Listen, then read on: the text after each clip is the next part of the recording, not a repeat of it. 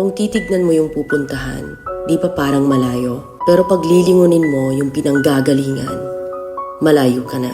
Hindi mo malalaman kung hindi ka susubok. Ang buhay ay isang malaking sugal.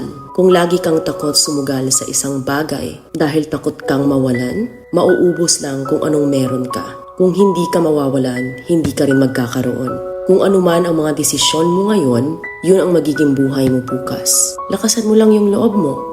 Dahil ang mundong to, aapakan lang ang mga mahihina. Ibangon mo palagi ang sarili mo. Balang araw, magugulat ka na lang na ang layo na pala ng narating mo.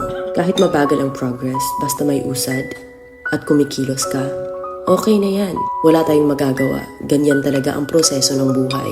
Lahat tayo nakakaranas ng hirap. Hindi natin alam kung hanggang kailan tayo dito sa mundo. Kaya mas piliin mo maging mabuting tao.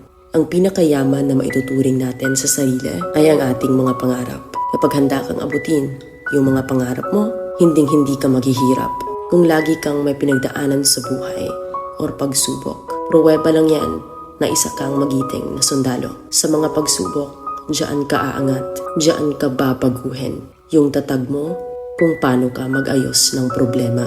Hindi ka magtatagal sa mundo.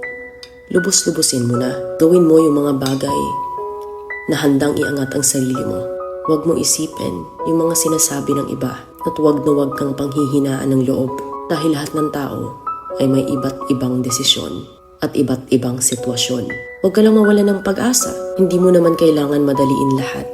May proseso ang bawat ganap mo sa buhay. Alam mo kung ano yung nakakapagod? Ang palaging patunayan ang sarili mo sa ibang tao. Sa mundong to, piliin mo ang hindi magarbo. Keep it low-key ka lang. Simple. Na kahit na alam mong meron ka, hindi ka babaguhin ng pera. Kasi lahat ng yan ay isang pansamantala lang. Pagpatuloy mo lang. Kung may pangarap ka, makakarating ka.